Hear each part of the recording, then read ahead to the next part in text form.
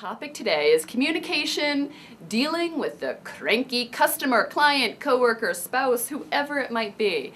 It's because I know that there's a more effective way to deal with cranky people. Human nature actually does it differently. If somebody's cranky with us, we have a tendency to crank back and meet them there. What if we stopped doing that? There was no requirement for escalating a situation. I've got some fun things for you to try to calm the cranky. All right, first step is to be an investigative listener. Really hear what they're saying. And oftentimes when people are cranky and disgruntled and sharing information with us, what they're saying is part of the message, but really there's something underneath that that's the key. So be an investigative listener and consider to yourself, what do I think about what they're saying? What information do I have to agree or disagree that I could share with them?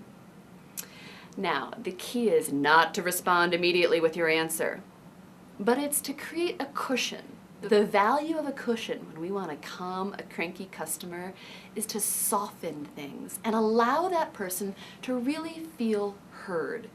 So here's an example of a cushion. I understand with the company culture changing that people are curious about how this is going to impact them.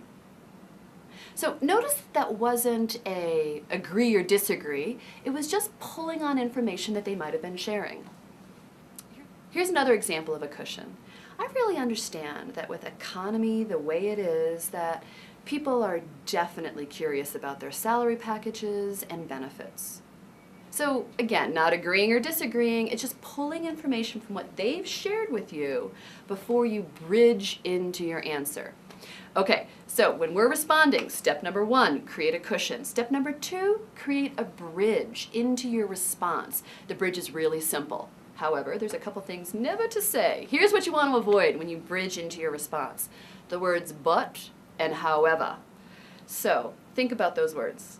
What do? They negate what we just said to create that common ground, that empathetic, I've heard you, that we just achieved with the cushion. So we cushion, we bridge, and now we respond with evidence. What do you want to share? How do you want to share it? And what's the evidence that you have? So really, when we have an opportunity to take a little bit of fire out of somebody's fight, the best way to do that is be an investigative, curious listener. Listen almost slightly removed, because this is not personal. Don't take it personally. So be that curious, investigative listener. Think about what you know about what they're saying. And when you respond, it's cushion, bridge, your response with evidence. Now this is a way to really help make things go smoother than you ever expected and calm the cranky customer, coworker, client, spouse, or whoever it might be. Try it.